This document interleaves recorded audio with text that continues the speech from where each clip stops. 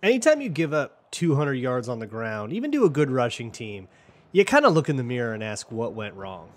So let's ask the same thing. Welcome to the Locked On Vikings podcast.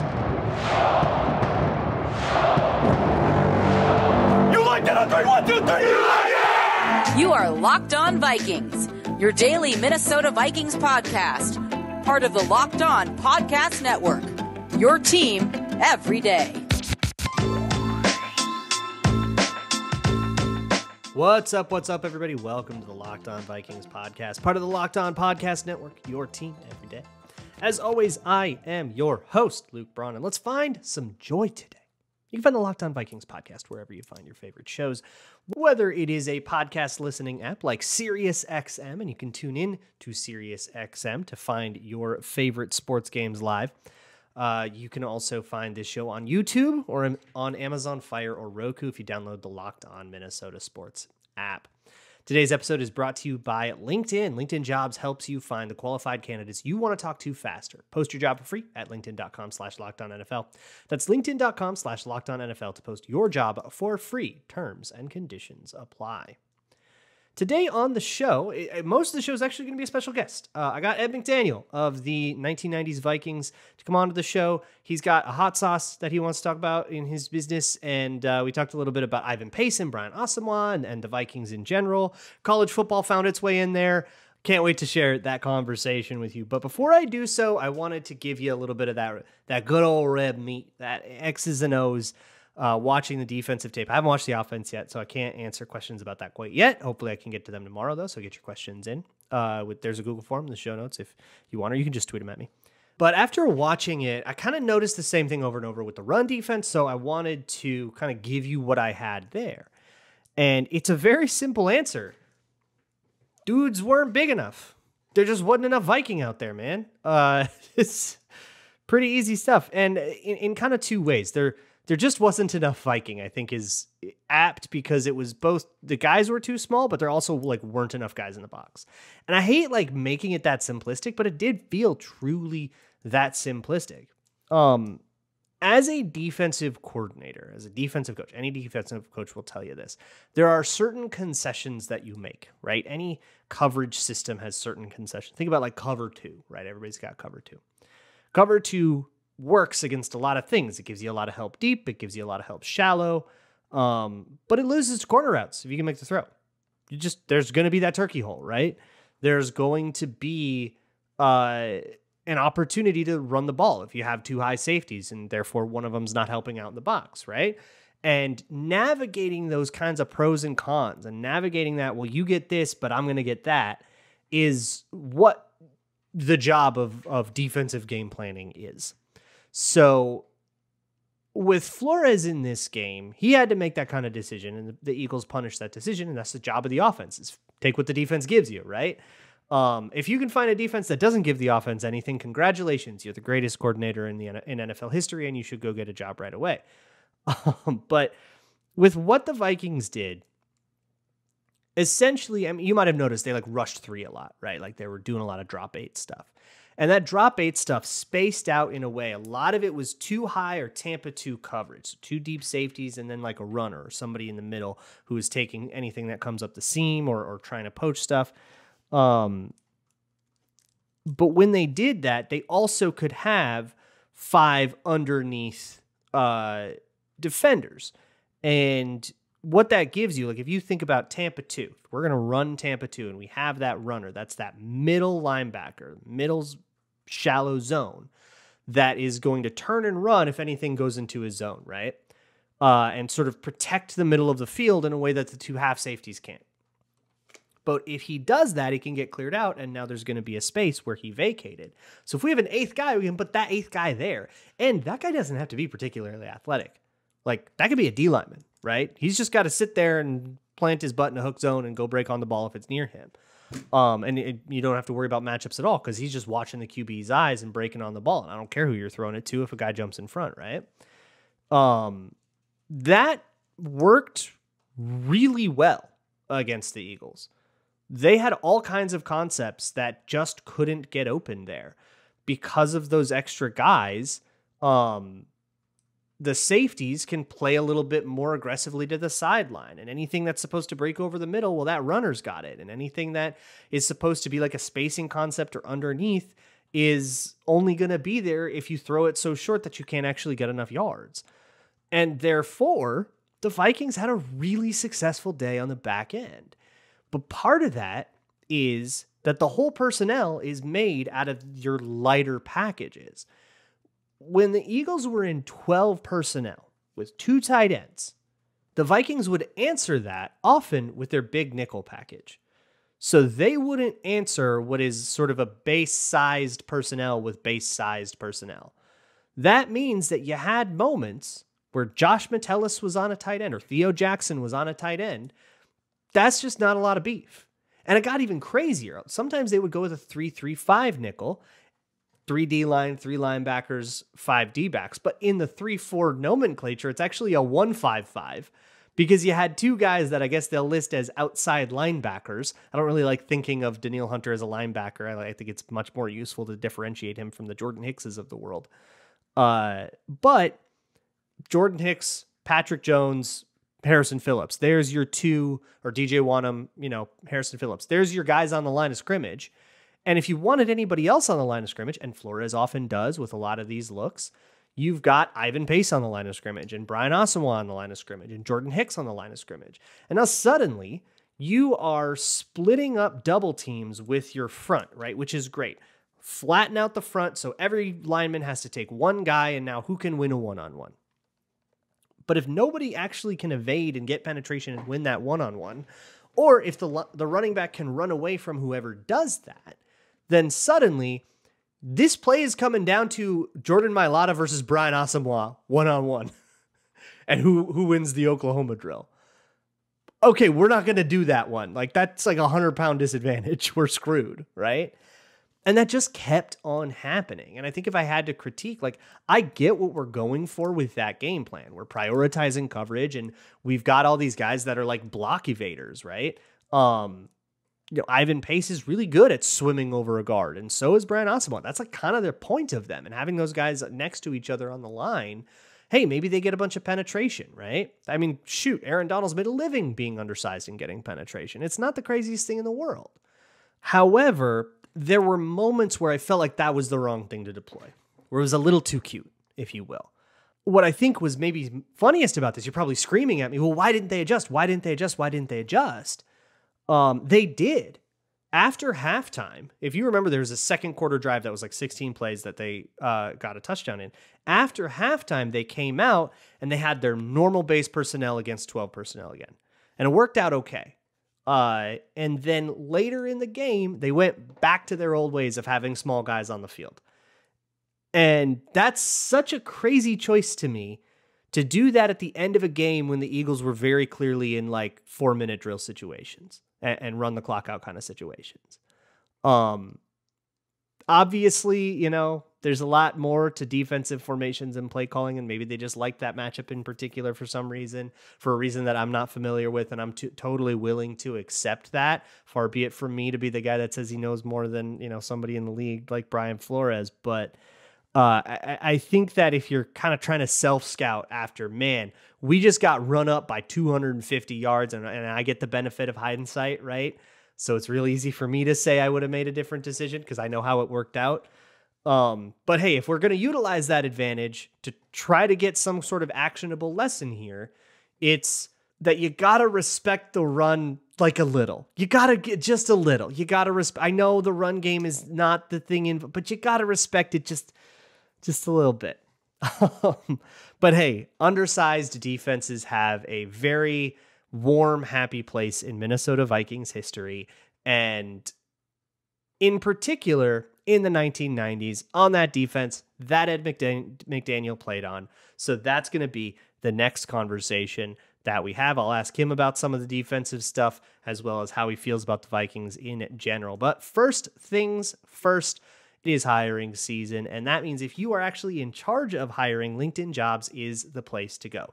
It has a huge database with millions of possible applicants for your new job opening, and it's free to put your job up on LinkedIn Jobs. It's super, super fast and super, super easy. There is no reason not to do this. Just add your job in the purple hashtag hiring frame to your LinkedIn profile, and you can spread the word that you are hiring. And once you get all those applicants, instead of having to read through 40 million resumes, they have like screening questions and stuff that can help you narrow that down to someone that's not only qualified for your job, but fits your culture and fits who you are and can really narrow down who you end up actually bringing in for an interview. It is a tool that you cannot do without, and it's why small businesses rate LinkedIn Jobs #1 in delivering quality hires versus the leading competitors. LinkedIn Jobs helps you find the qualified candidates you want to talk to faster. Post your job for free at linkedin.com/lockedonnfl. That's linkedin.com/lockedonnfl to post your job for free. Terms and conditions apply. Next up, I want to take a victory lap on you because I played PrizePicks and I did great for this Vikings-Eagles game. I had a 3-square play with Ty Chandler getting more than 4.5 receiving yards. That was actually kind of a sweat. He needed that second catch. I also had Josh Oliver more than 7.5 receiving yards. I kind of thought that the ball would get spread around, and those are both correct. And then I also had DeAndre Swift getting more than 8 rush attempts. Hit all of those. PrizePicks rocks. It is daily fantasy made easy. Daily fantasy, usually you have to put together like a whole team, and that might mean you're kind of going outside of the takes that you were like comfortable with, and then you have to play against thousands of players. Do away with all that. Just the players that you like, and just you versus PrizePicks. You can go to prizepicks.com/lockedonnfl and use code LOCKEDONNFL for a first deposit match up to $100. That's prizepicks.com/lockedonnfl and code LOCKEDONNFL for a first deposit match up to $100. All right, everybody, here with Vikings legend Ed McDaniel, Vikings linebacker, here to talk about a whole bunch of things about the Vikings. But first things first, let's talk about your business venture, Eddie Mac's Fire Dog Hot Sauce. Did I say that right? Yeah, you said it right. Way to go, big fella. Way to go. Eddie Mac's Fire Dog Hot Sauce.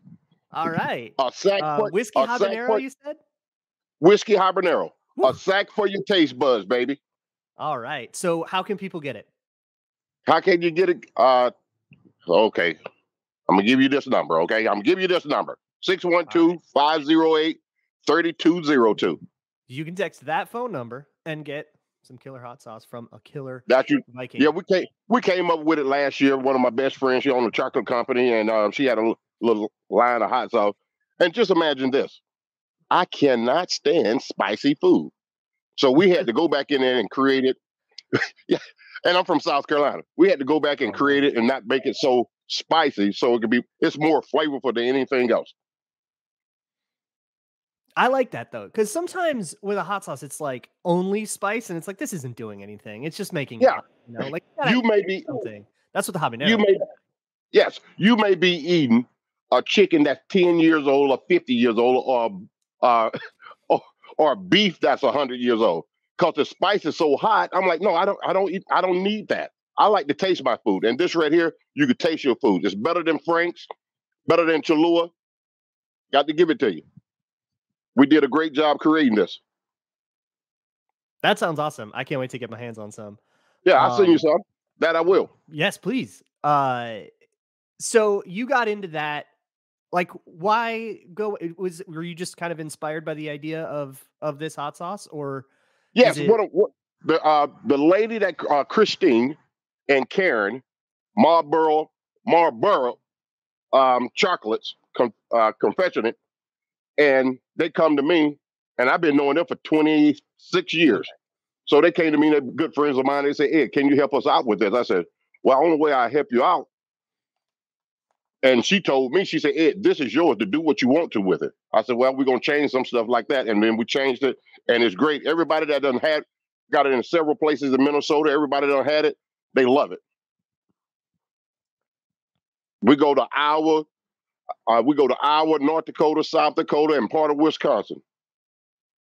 All right. That's fantastic. And then next year, I'm a head down south and do something special for my Clemson Tiger fans. Ooh, okay. So how do you feel about Clemson's season so far? Don't you get me started. No, I want to get you started. Don't you get me started. Hey, a friend of mine texted me the other day. He said, Ed, He on Billy's up there in Duluth. He texted me. He said, Ed, Clemson needs to be playing 1AA football. Even the fighting PJ, even the fighting PJs is 2-0. The Gophers. I'm like, oh, that's a good one. That's a good one. But now we're not playing well so far this year. You know, we got beat by Duke. We barely pulled the last 2 wins out. So Florida State looked great. You see, I went straight to Florida State. They look great, but we're having a tough year. But hey, we've been the king of the throne for a while. So hey, that's gonna happen once in a while. The Vikings have fumbled 6 times, 7 turnovers in total, lost all their fumbles. Is that the only thing that if they stop fumbling, are they fine, or is there more that needs to get fixed here? That's just like every year. Everybody tell you can't win games when you're giving the ball, turning the ball over, and you can't win games when you're turning the ball over that many times. You know, you like the first game, Jefferson still had 100 and some yard, receptions and stuff like that. But if you take, all the takeaways, and you got to give it to some of the teams. If you look at about like 4 teams last year that didn't make the playoff the previous year, they made playoff and they improved by their defensive play. And once you get the ball back, their defense or our defense get the ball back on a turnover, give it back to the offense, you're not going to win. It's like really as simple as that, as complex of a game as football is. It's really as simple as that. Like I told you, I'm watching this game right here, Atlanta. You can't turn basically time management. Do not tell the quarterback, do not turn the ball over. And don't turn the ball over. You stand a chance of winning. Yeah. And that's all. Simple. And simple as that. We just can't turn the ball over. If we don't turn the ball over, we'd probably be 2-0 right now. Both the young receiver, he got 2 touchdowns. He's playing good. The tight end playing good. Jefferson playing good. Like we're talking about the running game. Cook made up for 60% of the plays. That's gonna hurt anyway because he ran the ball, he caught the ball, and then Jefferson made up for the rest. There were a lot of people that were adamant last year that Madison is a better running back than Cook. And I think those people need to come to God a little bit. The backup quarterback, the backup running back, yeah, they're going to do a good job when everybody else tired. They coming in with fresh legs. Yep. But now when you the man, you have to go in there all 3 downs, three downs. It's a different story. Mm-hmm. So hey, guess what? They'll get it together.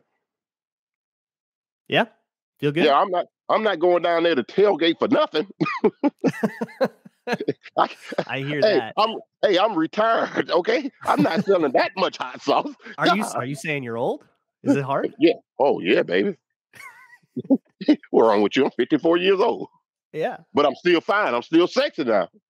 Okay. Yeah. Well, you're also a defensive guy, so I want to talk to you about some defensive stuff and maybe even reminisce if you're into it. Reminisce about 98 and all that a little bit. All right. Oh God, here you go. Hey, back with Eddie in just a second, but first, new customers to FanDuel, America's #1 sportsbook, get $200 in bonus bets guaranteed when you place a $5 bet. That $5 bet can be on anything, and you don't even have to win. You can put it on a prop, on a game, on a future, whatever. And you don't even have to win. You can just get $200 in bonus bets just for signing up at FanDuel.com/lockedon. $200 in bonus bets, win or lose. So if you've been thinking about joining FanDuel, now is an absolutely fantastic time. They've got all kinds of promos that go up over at FanDuel.com. So keep an eye on all that stuff. It's safe, secure, and super easy to use, and they pay out instantly when you win. Once again, you can do prop bets. You can go bet on Vikings Chargers. I don't know why you would do that to yourself. Pick a different one this week. Oh my goodness. That one will be plenty of a heart attack. You don't need extra. But I don't know. I'm not your dad. Do whatever you want. Go to FanDuel.com/lockedon and kick off the NFL season. All right. Keeping it going with Ed McDaniel here on the Locked On Vikings podcast. So, let me ask you about, I'm dying to hear your thoughts on Ivan Pace Jr. in particular. Undrafted rookie, smaller linebacker coming in, kind of a sensation of the Vikings. Gets what like number? 3 pressures. 40. Yeah, I met him 3 weeks ago at that Vikings facility. He talking about he 5'11". I said, man, look here, I'm taller than you. And I claim that I'm 5'11". I'm not 5'11". I'm 5'10". Wrong with you. But hey, the kid are the Vikings lying on their page about his height as well? Well, the Vikings, probably, right? They're not lying. They may be exaggerating the truth a little bit. Okay. All right, sure. It's not a lie. It's a little white lie, okay? A little white lie. Yeah, okay. Can you say a little white lie? No, they say 5'10". Yeah. Can you say a little white lie nowadays? Good, great. Of course you can, yeah. You can't say anything nowadays. Yeah. That's their job, is to lie about the size and But yeah, height. you know something? A great kid. The kid was making plays, and they love him. He remind me of a little smaller kid named Eddie McDaniel. Oh, there you go. All right. Yeah. In what way? Say more about that. Well, his instinct going to the ball, recognizing run blocks, recognizing pass run, and then understanding how to make a play where the ball gonna be at.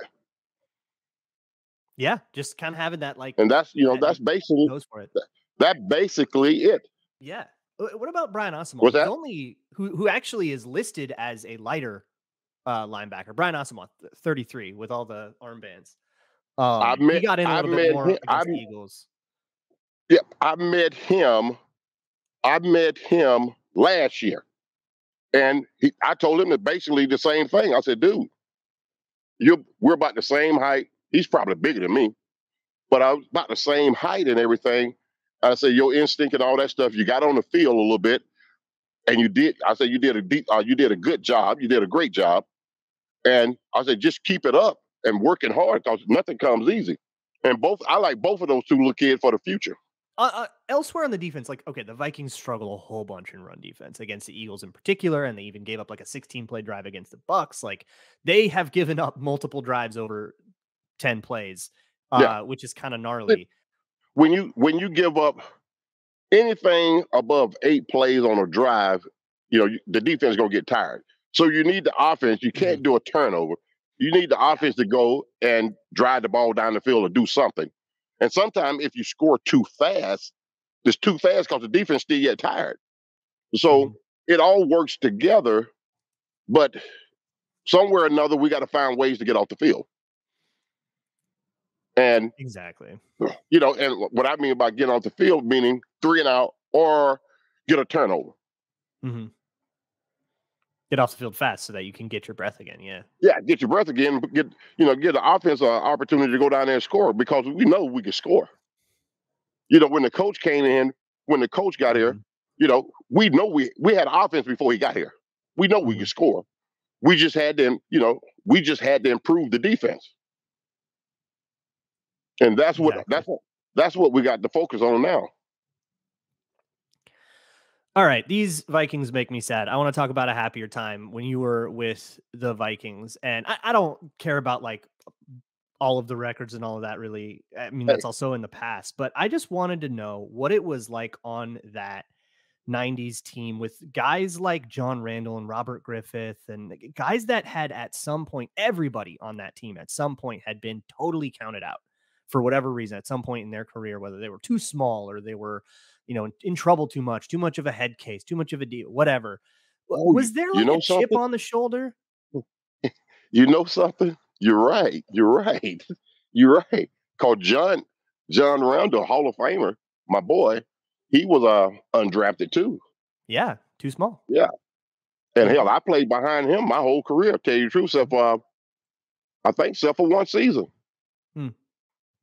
So he made it much easier on me, but at the same time, we had big guys on the side, in front also, beside him. Mm-hmm. So regardless, you got to have some big boys to take a double team to make the inside linebacker look good. And like you were saying, that I got a quick story for you. I'm a flip. Okay. Now, remember when we got beat 40-0 in New York? Mm-hmm. So I'm coaching over there at Cooper High School with Willie, and his son just is at LSU now. And we got beat by Benil, little private school around here, Catholic school, nice school. Mm-hmm. We got beat by it might have been about like 47-3. So Coach Howard said, Coach Mack, you want to say anything? I said, no, I don't have nothing to say. Hell, I don't witness this. I don't witness this. He said, you sure? So I said, yes, I got something to say. So I go up to the kids. I said, I've never been embarrassed like this in my entire life of football. I never lost this big. So one of the coaches tapped me on the shoulder and said, Ed, remember y'all played New York? I looked at the kid. Don't worry about this. It'll be all right. We're going to put this game behind us. Don't worry about that. Don't worry about that. Don't worry about that. Yeah, who cares? Yeah. Life was that goes in the on. middle of the season? They had more games to play. You guys, all you could do is wallow in it, you know? Oh, I know it. But yeah, man, those years, that 98 season when we got Randy Moss, man, we so fortunate to get him. And that was another one.